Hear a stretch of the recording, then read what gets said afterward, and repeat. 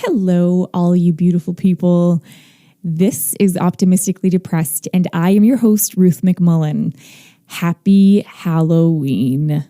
We had a fun night tonight. For the first year, one of my kids actually dressed up as a scary creature, a vampire, and I got to do her makeup, and it was a lot of fun and creepy. And it was another one of those things that was like, wow, I'm at this new stage in my life now. It was really cool. So I've had a lot of changes happen lately, and you'll be hearing them in some future podcasts coming out. And you know what? I'm going to let those things remain a mystery for now. But it, as a little hint, it involves me coming away with a lot more insight into myself, into who I want to be, into my own convictions, and how I am growing and how I am allowing myself to grow. So I got to do an interview with Kristin, and it was really fascinating because she brought up a lot of things that I haven't really thought about before, and we had a pretty deep discussion. She's one of those people that she comes in, she sits down, and all of a sudden, it's just like suddenly you're having this intense conversation about things that you've been thinking about for a while, or things that like have been kind of on your mind, but you don't really like, you know how it's like you have like an idea of something, or like, but you can't really put your finger on what exactly, like what point you're trying to make, or what you kind of are trying to figure out. So I have been having a lot of that. And then I had this conversation with Kristin, and it was like, that's what that is. Oh, and we just had so many really interesting conversations in one sit down that it was, well, we had to do it again. She actually came back just a couple days ago to do another episode because we just weren't finished talking yet. But this is the first one. You're going to love it, especially if you're interested in things like yoga, mindfulness, being the witness, which I haven't really, I've only heard a couple other times before, but so I'm pretty new to all of that, but I just found it really insightful, and it was nice to be able to look again at a different point of view of things. And it's always helpful to look at these different points of view so that you can it helps you understand your own life better because it's like, oh, I'm not limited to these certain ways of looking at life or looking at the world.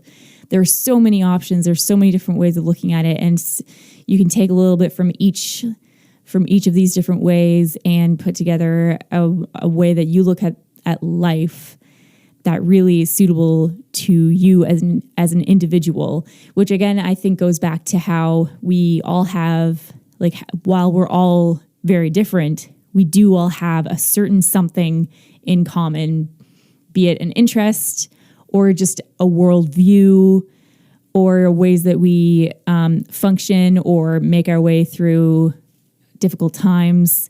So this was just really fascinating, really helpful, and I'm very excited for all of you to be able to listen to it. Kristin is amazing. Really like her. She's just she's one of those people that like you sit, like you're around and you're just like, yes, this feels good. So I think that all of you are going to be able to pick that up too in this podcast. So enjoy.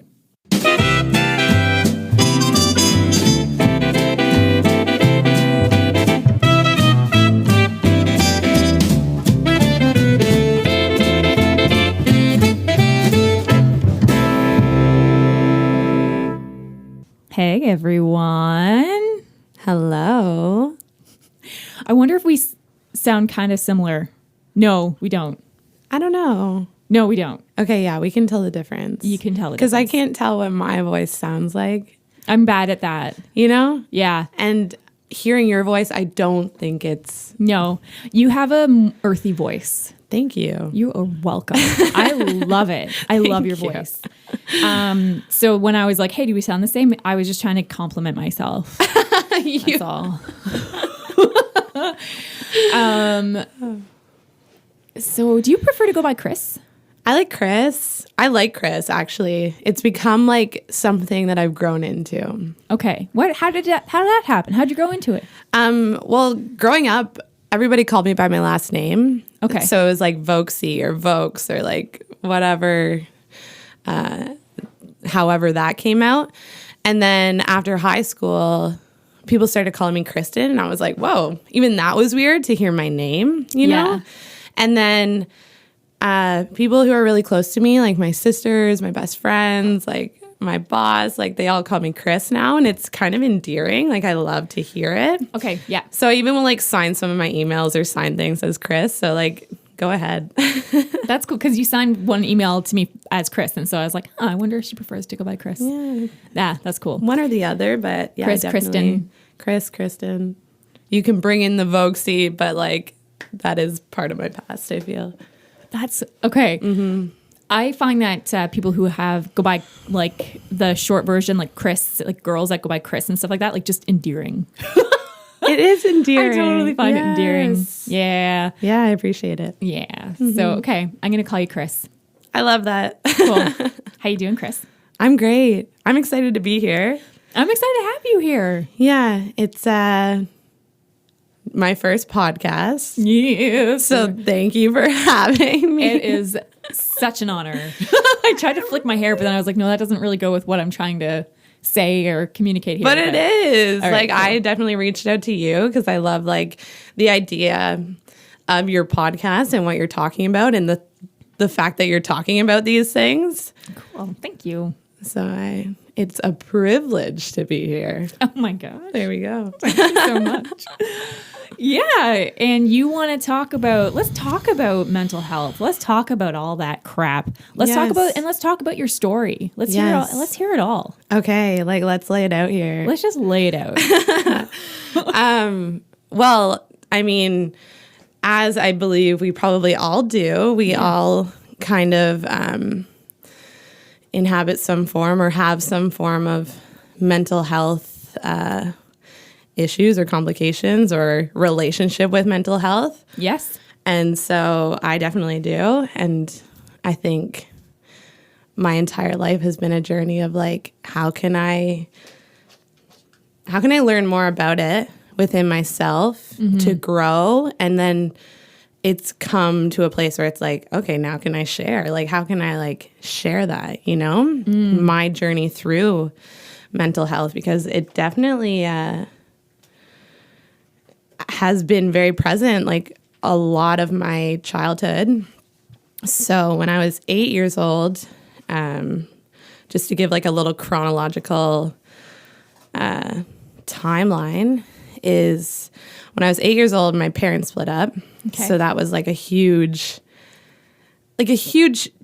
change. Yes. In my life. Yeah. More than anything. And it was pretty dramatic and it was pretty intense for an 8-year-old to know what was going on and seeing it. And I absolutely love and have good relationships with both my parents, which has been a journey of itself.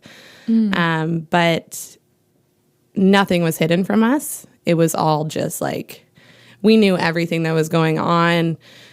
We knew like what one parent was saying about the other. Like we were just like the three of us. I have two sisters. We're put right in the middle of it. Ooh. And so like that was definitely like a huge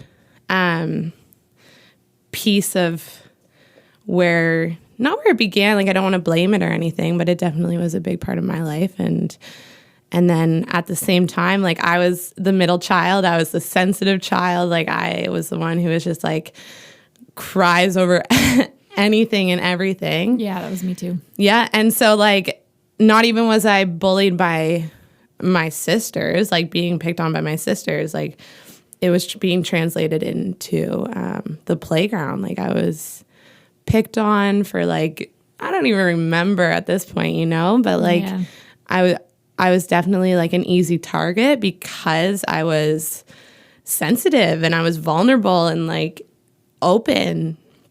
So it was easy to like draw it out of me, you know, and draw reactions out of me. Yeah. And I was very like reactive. And so that was kind of like a big thing. And that happened like on and off. And it was like, you want to be a part of the cool group. And so I always was like a part of that group. But then it was like, some of them treated you like garbage, you know? And that was their own shit. That's their own shit, which is totally not something you realize at 11 years old or 12 years old. Well, exactly. And so it's going to affect you like without the understanding that that's their own, that like they're carrying their own issues into what they're bringing to you. When you're 11, it's going to like, you're just going to be like, why are they treating me like this? And usually it's like, because there's something wrong with me. Yeah. Like usually you internalize it and it's going to hugely affect your story and you. And yes. Okay. Yeah. Keep going. So, and that definitely, what's wrong with me? That was a big theme, a theme that I still work with.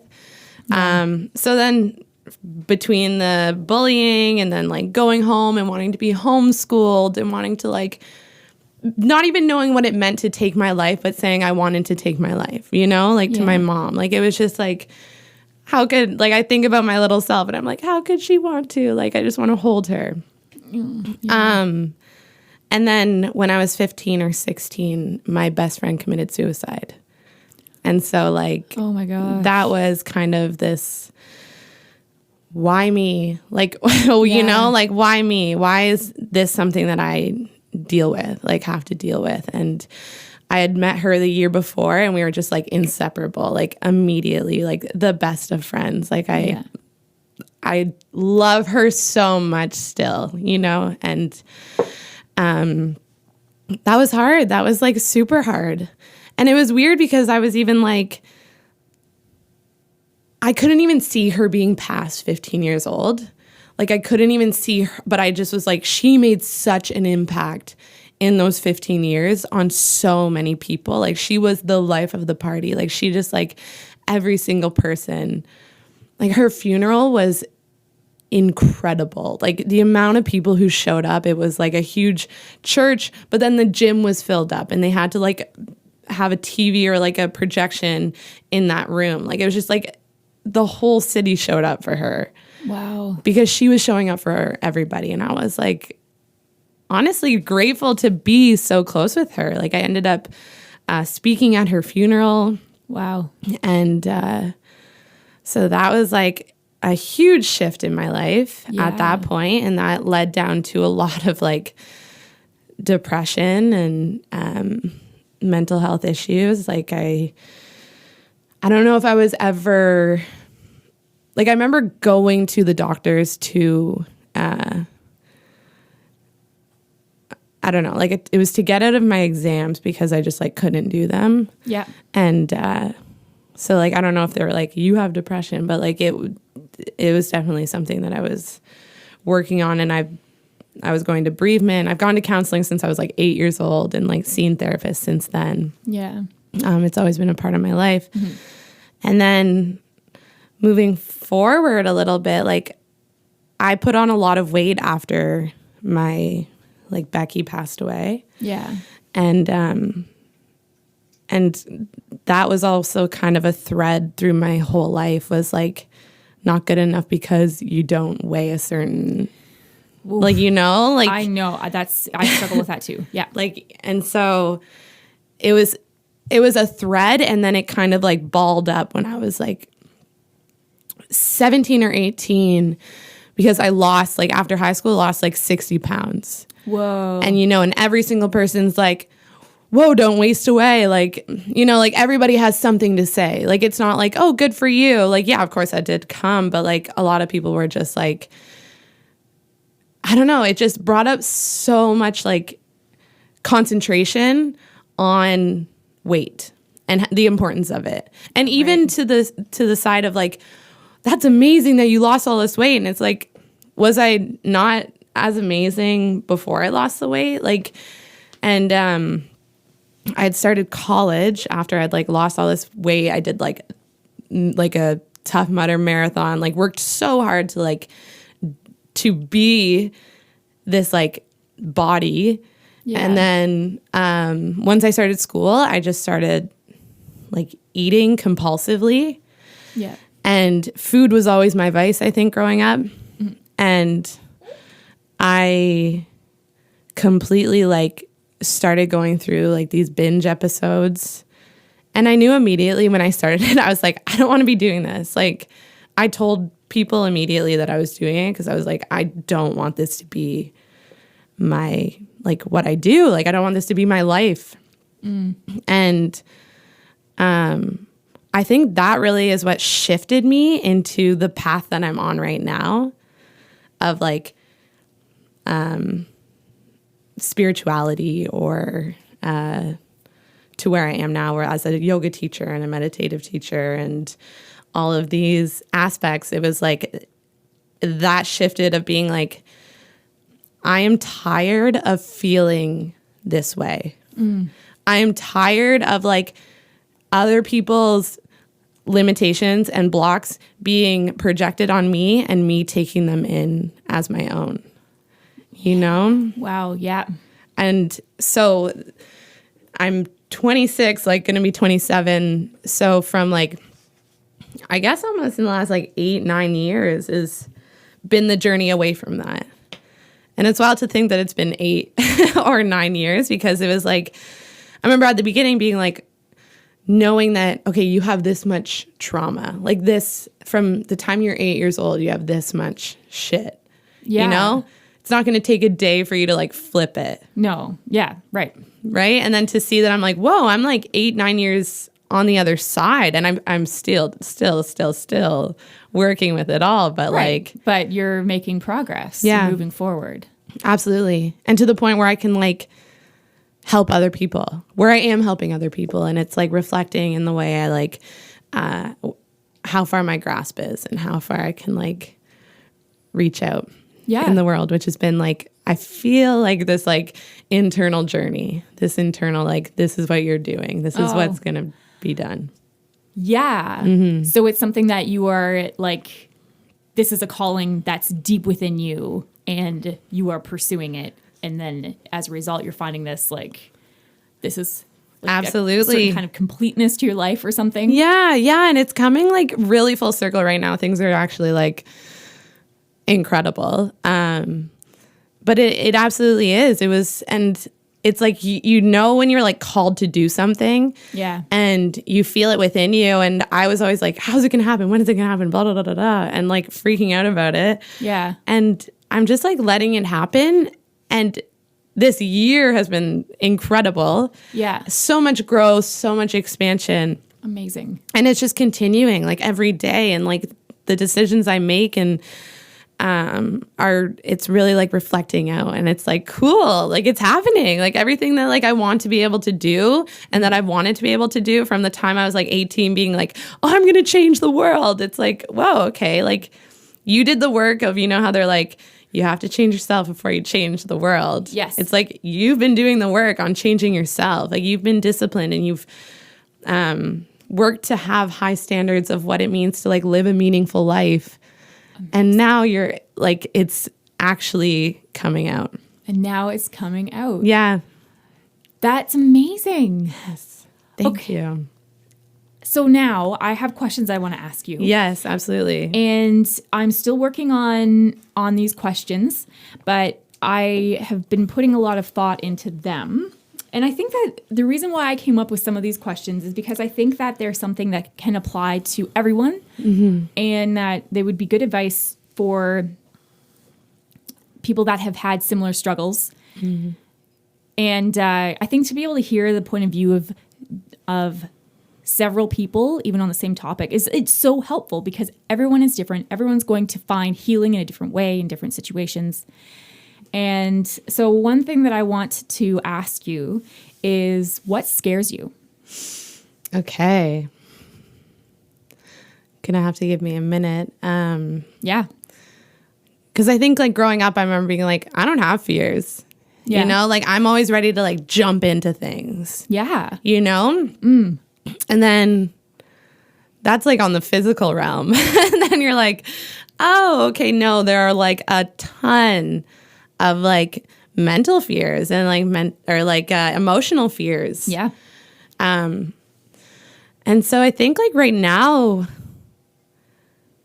I'd say like the biggest one is rejection. You know? Yes. I hear ya. Yeah.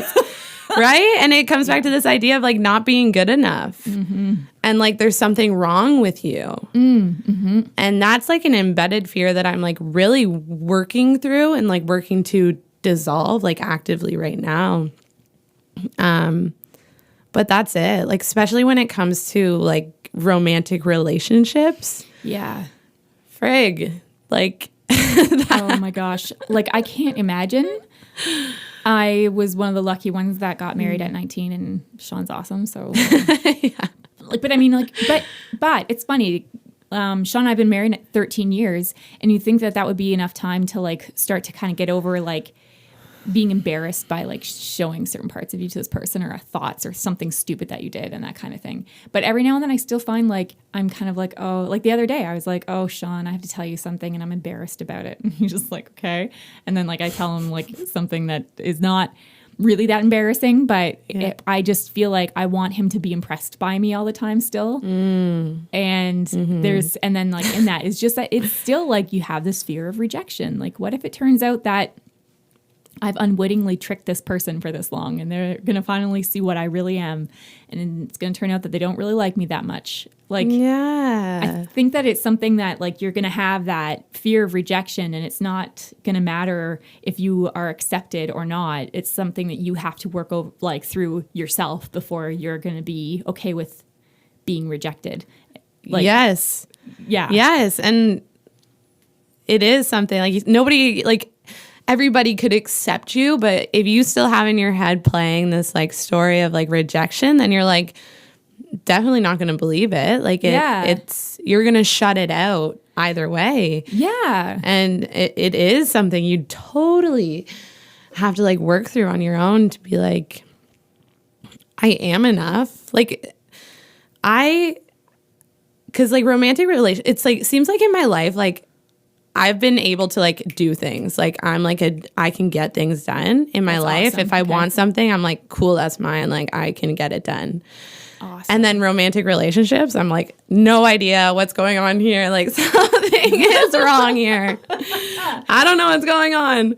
And I kind of like it's been an evolution from where like I was to where I am now. And the people I meet just keep getting like better and better and better. And like and where I don't even feel like I need their validation, you know, as much. And it does keep growing. And so I'm like, cool, she's on her way. But like, there's like the last person I was seeing or like hanging out with afterwards when like it didn't work out the way I like wanted it to work out. Yeah. I was feeling sorry for myself. Yeah. And I was like, there's something wrong with me. Like, why wouldn't they want to be with me? Da, da, da, da, da. Right. Yeah. Not really like fully being like, well, they have their own things. And that's like what they're going through right now or whatever it is. And then something shifted. And I was like, whoa, Kristin, like we don't have to feel sorry for ourselves. Like we can take this and move forward in a way that it's like, no, like you are fine. You can handle this. You can handle this like slight rejection, or it's not even rejection. It's just that like someone's in another place at another time. Right. Yeah. Or at the same time, you know? And like, yeah. You can handle this to like take this forward and move forward. And it was like, it was the same with like when I was going through eating disorders or like really heavily within my eating disorder. There was a point where I was like, I am so sick of looking in the mirror and hating myself. Like I'm done. Like I'm done looking at myself and hating myself. And that's where it started. And then I started like looking at myself and being like, damn, Kristin, like you look fucking good today. Like, I don't know if I can swear or anything. Okay. It's totally fine. But like, I was like, I had to like shift something. And this is something I'm like shifting in really like in terms of relationships and rejection. It's like, no, like you're fine. Like it's okay. Like you're still like, it doesn't make you any less of a better or like any less of a person because somebody else is in another place. Like there's still so much love and support around you that like, I don't know. It was just like something is shifting within me, even in these like darker areas of my life, I think that I always struggled with. Yeah. Where it's like, okay, one thing at a time, but like it basically was with like the eating disorder where I was just like, nope, done. Like I'm done. Like I'm so sick of hating myself. And then I was like, as I move into like this relationship stuff, I'm like, whoa, I didn't realize I was hating myself so much in terms of it. Like, you know, like you don't even notice these dialogues are happening. Yeah. And then you're like, okay, whoa, like you are worthy. You are enough. You're an incredible human being, you know? And you just have to like keep playing that tune. Yeah. Until you like actually believe it, whether you believe it at first or not. Like, yeah. It's amazing how the self-talk is something that's constantly going on and you don't notice it all the time until you decide to notice it. Mm-hmm. And that must be something that like your meditation and yoga has helped with immensely. Absolutely. When did you start doing that? I started practicing yoga probably when I was like 18 or 19. And it was like, I think a lot of, well, at least my journey started on the spiritual side. Yeah. Like it was like I was connecting with myself through yoga. Like I wasn't really like doing it for a workout, or maybe in my head I didn't even believe it was a workout, you know? So like I wasn't doing it for my body. It was more like I was connected to the spiritual side of it. Okay. And so I was practicing like on and off for a couple of years until it became like, this is something you do. Like this is something you practice all the time. Yeah. And so, yeah, I'd say like yoga, I was like 18. And then meditation was something I started probably like 5 years ago. Okay. But it wasn't something that like I was doing regularly. Mm-hmm. And then like probably 3 years ago is when I was like, okay, I'm going to like sit down every day and like do 10 minutes of like a guided meditation or something. I'm just going to do it. I'm just going to do it. And they're like, because they say that like, you're not going to notice like, but it's going to make a difference, you know? So I was just like, let's just see what happens. Mm-hmm. And then, so I was doing it and like, I do it on and off. And like, I wasn't even there like for the meditation. Like my mind was everywhere. Like it was just nonstop. Like I couldn't stop it was like, okay, follow your breath. And it was like, okay, follow my breath in, out. Okay. And then you're like off into the next thing, you know? And so, but I was doing it. I at least was like sitting down and doing it. Yeah. And then it was like, I'd go for like a month and then I would like stop for a bit and then do it again. And then I guess just over a year ago, I started doing it like, it was something I craved. It was something I was like, there's too much stimulation. I need to like sit down and just like breathe. Yeah. You know? And so for at least a year, I've sat every morning to meditate for like a half an hour to an hour. And that slowing down and that ability to tune into stillness within has allowed me to see what's going on in my head, to like this, because the thoughts have like slowed down and there's not as many and they're not as like shifting on all of the things. It's more focused.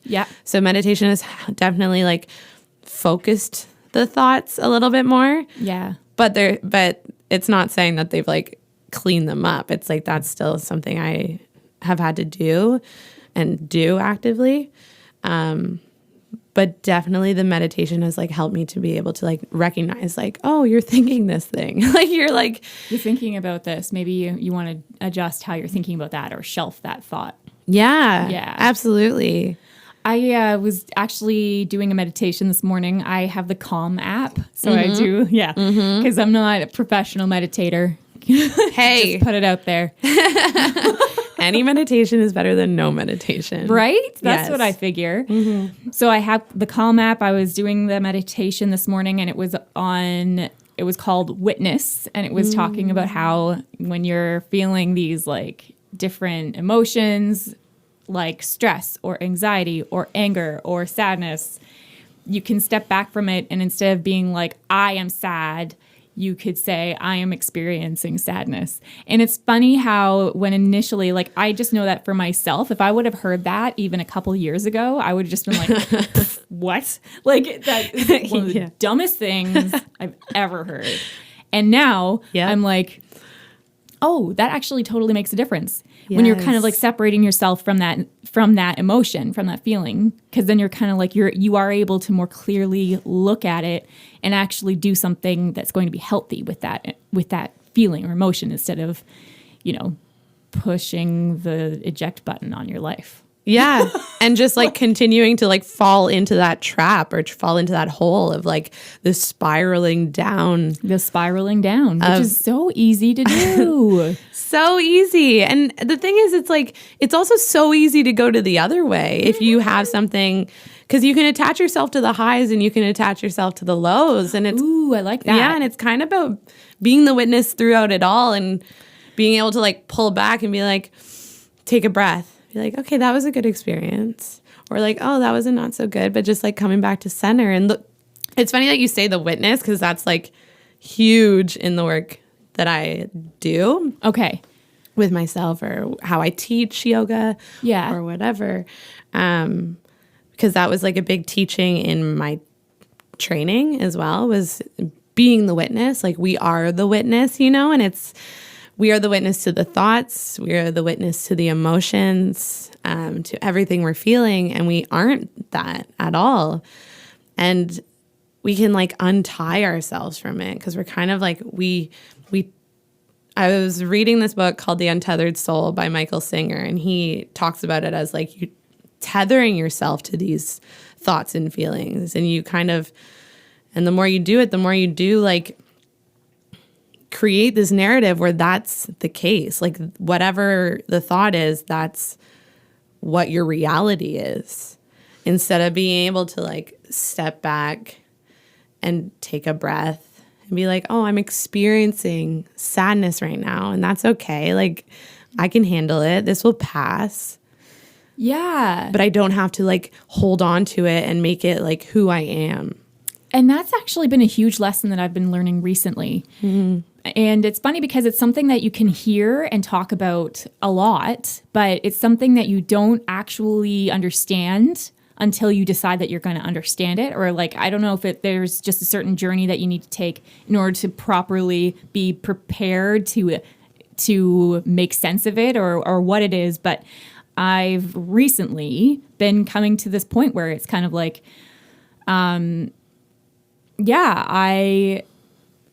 am somewhat over here, and I'm allowing all of these experiences to happen right here, and that's okay to allow that feeling to be there, and like play it out. You said something just a couple minutes ago. It was, you can attach yourself to the highs, you can attach yourself to the lows. What do you mean by that?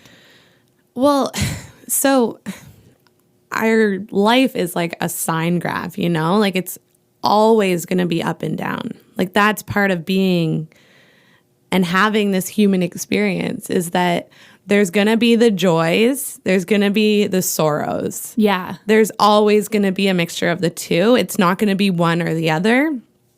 And so just as much, because I remember when I first started the like spiritual journey or whatever, and I was like so into law of attraction. I was like, I can manifest anything I want, like anything is mine. And I just focused on the positive. And if something came up that was negative, like even if a friend came and they're like, listen to my day, I was like, get out of here. Like, I don't want to hear you. And it kind of was like not doing me any service at all. Okay, and I was just focusing on the positive and really holding on to it and grasping it. Yeah. But then it was like causing like issues in relationships with friends, and like it wasn't it was creating more turmoil than not. And so like just as much as we can like create this story of like, I'm so sad and like life is bad and whatever, you can hold on to this like one great thing that happens in your life and like always want it back.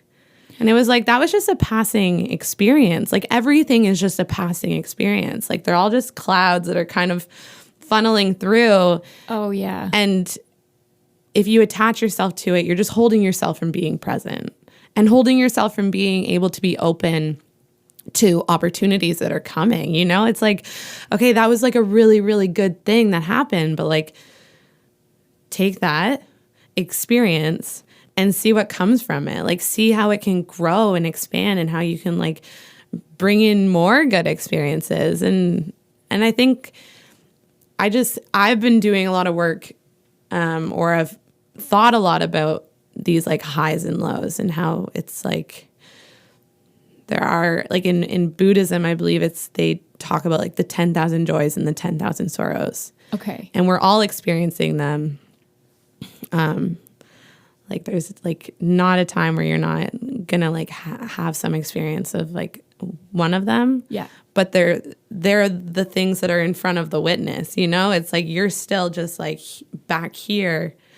And if you're able to ride the waves instead of like try to stay at the top of the wave or pull yourself down to the low of the wave, and you're just able to ride it, you're gonna flow. You're gonna flow with life, and like you're gonna be able to like when opportunities present themselves, you're gonna be able to be more present for them because you're not holding on to anything that has passed. Oh, that's making sense to me. I can definitely relate to getting to a high and wanting to just hold on to that because the threat of the low that's on its way is terrifying. Because like especially when like depression is part of my life, and so when I get low, like I can get really, really low. Yeah, and so when I finally make my way out of that, I'm kind of like, I don't want to go back there. No. But then it's like all of a sudden it kind of can create that low. Yeah. Because I'm dreading it. It makes it like more extreme. Yeah. Like you put it on more extremes. I have a friend who does a lot of like energy work and like counseling, healing type stuff. And she talks about it like this sine wave where like it can be from 10 to negative 10. And those are like the two extremes. Okay. And if you're like really holding on to them, you're going to go all the way up and all the way down. You're going to get pulled all the way up and all the way down. But then you can like shorten the sign. So you're staying in between like 5 and 5. And you're like just like riding it more casually and not holding on to like when it's really good being like, I don't want it to like be bad, you know? Yeah. Or like when it's, because sometimes even when it's bad, we're like, I don't know if you've ever been sick and you're like, oh, I just like being sick because I get to like lie down in bed and like whatever, you know, and it's like an excuse to like to just do nothing. Yeah. And so you can like. You can. I get it. Yeah. Hanging on to the low because it's like a free pass. Yeah. So you're kind of like, well, I am allowed to give up on that opportunity or not take that risk because I'm feeling bad. Yeah. I'm having a rough time. Yeah. And not to take away from the legitimacy of rough times. Yes. Like we are all going to get them. Yes. I think that, and it's definitely a thing that I've done in my own life where I take a rough time and I let it become the narrative of my life. Yeah. And that's not the point of it either. Like you're not supposed to do that to yourself. Yeah. It's so easy to though. Yeah. To become the victim. Like. And I don't think we're taught otherwise. Or I don't think we were ever taught, like you're, because even if you like watch TV or whatever, like maybe the things you read as a kid or whatever, like when I was growing up, no one was telling me to like, that what you were feeling is just passing. Yeah. Like no one was telling you that you can like take a breath and be able to just sit in stillness before you react and respond to what has happened, whether it's good or bad. Like no one was teaching. I was never taught that. Like this is something I've had to learn on my own and through my own path. And And I think it's like there's the highs and there's the lows, there's the past and the present. And it's like we have to meet ourselves in the middle. Like we have to meet ourselves in this moment, however and whatever shows up, just being present for it. So like just being present for whether it's intensity in whatever capacity, whether it's high or low or whatever, and just like coming back to this moment, being able to take a breath and just be there for it. And just like, and I that's like my biggest teaching and my biggest work that I do is I come back to this moment as much as I can. Like, how can I cultivate presence? How can I be more aware that like whatever's passing is just passing, and that like, will this matter in 5 years or like, right? You know, and and just it's like this space. Like when I think about like being the witness, I think about how in that moment I don't know, energetically or whatever, just like back up. Like I stand up tall, and I feel like I'm placing my attention on the back of my body, and I don't know if this is my yoga training and just like posture and how important the spine is, an erect spine, but like I like back up into my back body, and then I just like take a breath, and I'm able to kind of see where my thoughts are and see where my emotions are and feel what I'm feeling, and kind of and it's like I open up into my chest and I feel it just kind of dissolve. And it's something that like I've like worked on to be able to get to, and it might be like super abstract and super like just out there, but it's helped me in huge ways, and also in little ways, like little things that like used to disturb me. Like I notice when it like bumps up against me and I start to like create a narrative and get caught up in a spiral, and then I just kind of like back up and take a second and just like open up and be like, that's okay. Like just because you reacted one way to that before doesn't mean you have to at this point. You can be open and just like let it pass. Like, you know? Yeah. Letting things pass. Okay, what's your perspective on this? So it is important for us to stay in the present, to be aware, like to kind of soak in what's happening around us, because that's where our memories are made. And but here's the other thing, because I know that for me, when I get stuck in my lows, I forget that there is a future. So then how do you balance the hope of the future with being present? Because sometimes you are going through that low part and you need that encouragement. Like you need to remember that this is passing and that there is a brighter future. Like you have to have the ups. With the downs comes the ups. But you also can't live in your idea of what the future is going to be. So would you have any advice for how to handle that? Yeah.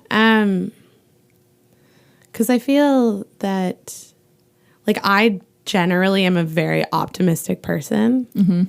And I don't know if that's just like who I am as a person or what. But I am very much just, I tend towards that type of. That's interesting. Especially given the life that you've been through so far. Yeah. I've always kind of like been that easygoing, like, and I think maybe it's because all of these things have happened and I've come out the other side. Okay. And it's definitely harder when you're in the trench of being low. I think for me, it's been more about like, you notice the small things first, right? Like you notice like if you're in traffic and someone cuts you off, yeah, and you immediately react or respond in a way that's like, I can't believe they did that. Like, I'm late, blah, blah, blah, blah, blah. And it's like, oh, okay. Like, I don't have to like continue that like narrative as I'm driving to work. I can let that go. And maybe I don't even think about what's going to happen. I think I just like whether it's like good or bad, I just try to come back to the present without even thinking about I think I'm optimistic about the present moment. You're optimistic about the present moment. Interesting. Oh my gosh. Okay. Okay. Let's unpack that. Yeah. Yeah. Because I think it can be a trap to think about the future and think about like that this thing's going to happen. Because that's like these stories that we're also attaching ourselves to about like what's going to happen in the future. And like, how can I change this situation so that it shifts in the future to better myself? Yeah. You know? And so instead of like thinking about the future and what's going on, then when I'm in a low, I've been trying to just like really feel the low, like really like get into it. Like I'm very much like, I want to get into, I think Picard has a balloon. I want to like get into, or maybe reframe this to say that I don't think I'm scared of my suffering. Like, I really want to like look it in the face to be able to heal it. Like, I think we have to be honest and acknowledge it. Yeah. Without bypassing it to be like, the future is going to be better or whatever. It's like that is, I just want to like look at it. Like I am all about like breaking down the walls inside of me that I've put up that created suffering so that I can just like be as like focused as I can on like this moment and whatever is coming in. Oh my gosh. That's brilliant. That totally makes sense. That totally makes sense, because then if we're taking the moment when we're feeling really low and actually allow ourselves to experience it, it's like it can help our minds, even if we're not quite noticing what's going on. It's like allowing our minds to process that thing that's happening so that if and when it comes back again, you're going to be like, oh yeah, I've already made some progress on this, so now I'm going to work a little bit more. Maybe it won't be as painful the next time. Yes. Because you're allowing yourself to just feel it and process it. Yes. That makes sense. Because, you hear a lot like about the importance of staying in the moment. And but I do find that I'm kind of like, yeah, but what does that mean? What does it mean to stay in the moment? Allowing yourself to feel what you're feeling? Yes. Yeah, absolutely. Because that's what's showing up. It's like, how do you show up for yourself in the present moment? When things are hard, do you run away from it? Do you repress it? Do you like push it down inside of you so that you don't feel it?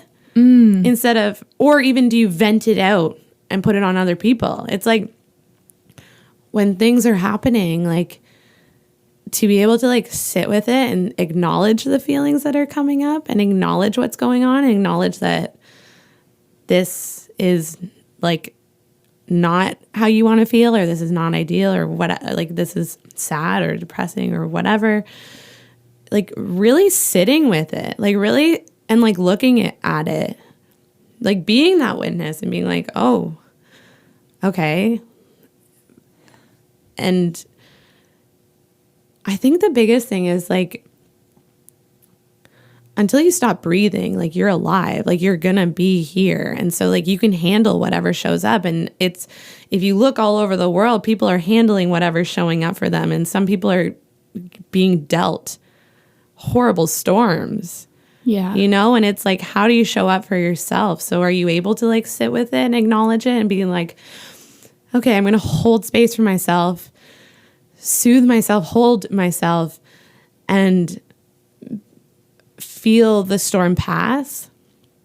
Or am I going to like create this story of like, well, what's wrong with me? Or like, I feel sorry for myself for like feeling like this.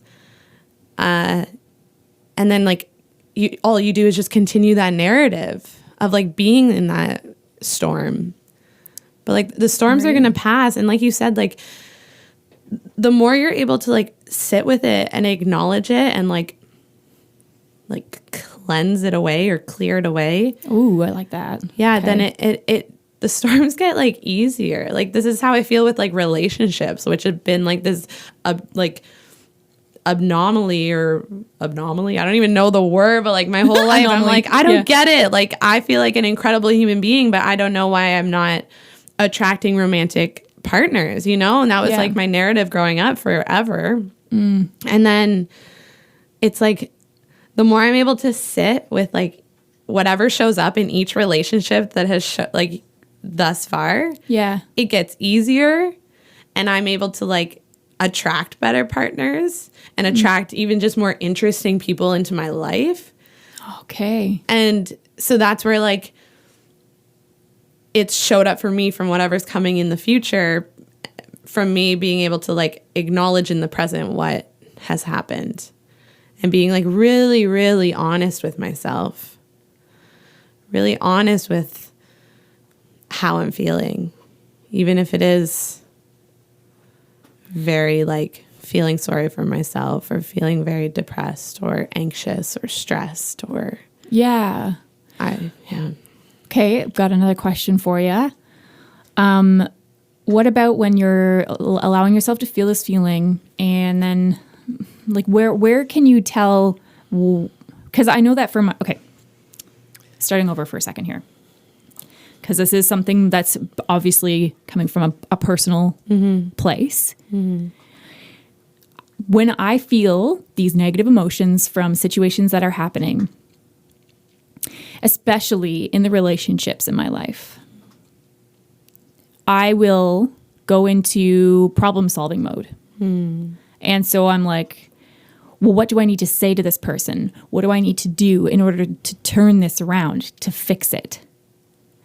So where do you find that point of allowing yourself to feel it and then moving on to, is there something I need to do to fix this? I feel like the first part would be like acknowledging that you're trying to fix it, that there's something that you want to change, that there's a situation or circumstance that you feel out of control, is out of control, and that you feel like you have to shift and change. And I think like a huge lesson that I like try to think about is that like so much is out of our control, and that we can't. Because I've been a people pleaser my entire life, you know? Amen. Yeah. Yeah. Yeah. You're trying to like appease everybody and make everybody happy. Even if it's not your argument, you know? You're still like in there. Like you were a middle child? Is that what you're saying? Or you just have two sisters? I actually am the youngest. Okay. But I have interesting. I know. I have nephews and niece, two nephews and a niece who are really close to me in age, and we live next door. So I think I still kind of, it's like I got like the spoiling. I got the spoiling of being the youngest, definitely. My brother can attest to that. He's the middle child. But I also did kind of get some of the middle child feels when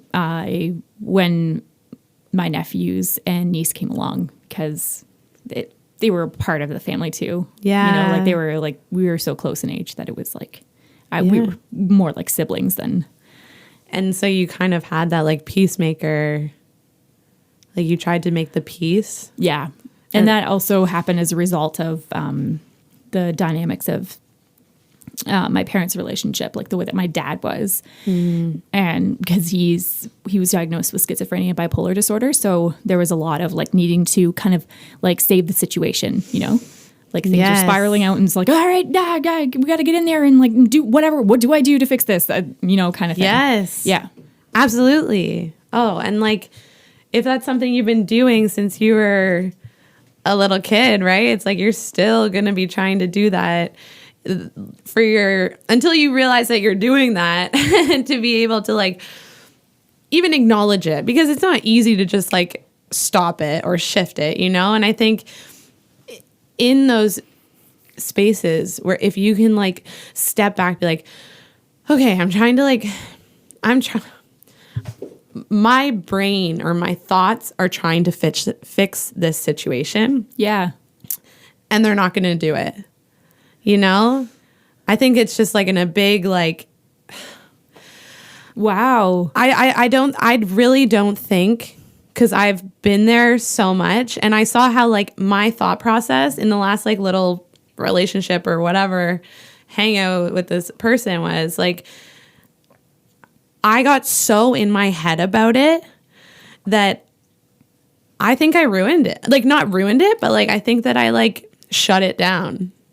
And that was like not my intention. My intention was the opposite. Yeah. And it completely went the other way of what I want, like of what I was trying to do. And it, so like, because I was following my thoughts so much and I was following, like, I was believing them.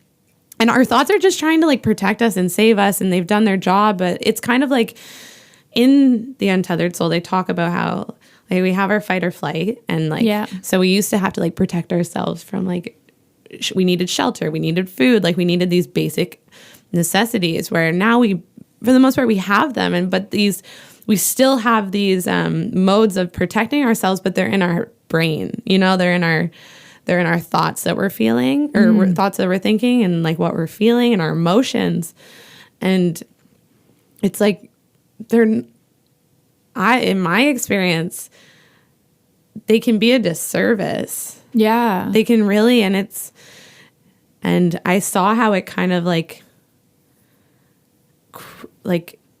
it did me a disservice, and it did the relationship a disservice by me trying to like fix it with what I was thinking and what I was like, and the way I expressed that to that person, you know? Oh my gosh. And it completely shifted everything. And then I was like, well, you like, you know, like that's not what I was going for. Yeah. You know? That happens to me all the time. And that's right. And it happens all the time. It happens all the time. And you try to like, and you're like, oh, I can fix this, and da da da da. Like you're trying to like put it all together in your head. Yeah. Instead of just like kind of letting it go. Letting it go with my firm grasp, just loosen it a little bit. Yes. Oh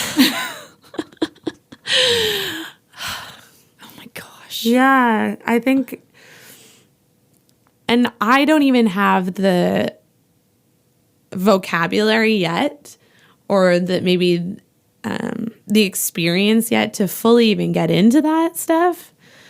But from my experience, it's really like knowing that, okay, this is my brain trying to like figure it out, trying to fix this situation. And if I can just like chill back, like I think if I would have chilled back, gone with the flow of what was going on, like things would have maybe been different. Oh, interesting. And I kind of like meddled with it a little bit too much. Oh, that's so fascinating. It's going to be starting this whole new journey for me, I think. I'm going to be thinking about that so much. Like, what does it mean to chill out? Kate, you know what? I'm actually going to write this down. I have like a book where I write down my thoughts and like questions that I want to expand on. Yes, I love that. So what does it mean? What does it mean to go with the flow, Okay. And I'm going to be expanding on that, because it's amazing how you can take even just a simple question, and then when you start to break it down, you're like, oh my gosh, this is way more complicated than I thought, but I have such a better understanding of what this means. Yes. Yeah. I love that. That's and then really you like cool. keep coming back to it, and you're like, whoa, I understand this way more, like way deeper. Yeah, way deeper than and then you can keep drawing from it. Yes. Pulling more out of it. Yeah. Yeah, I'm big. I like my whole phone is just like notes. Yeah. Of like questions or thoughts that I like continue to expand on. Oh, that's so cool. I love it. Yeah. So this went by in a flash. We're nearing the end of the podcast, but I want to ask you one more question. It's the question that I like to ask everybody. Okay. What does it look to you? What does it look like to you to be mentally healthy? I think to me, it would look like being able to acknowledge the highs and the lows. Yeah. Being able to acknowledge that I can handle whatever shows up. Yeah. And being able to sit with and just show up for whatever it is. I think mental health is something that it's like your physical health. It's something that we all intertwined with all of yeah. It's something that we should do something every day that helps us in our mental health. You know, it's like building strength in a muscle.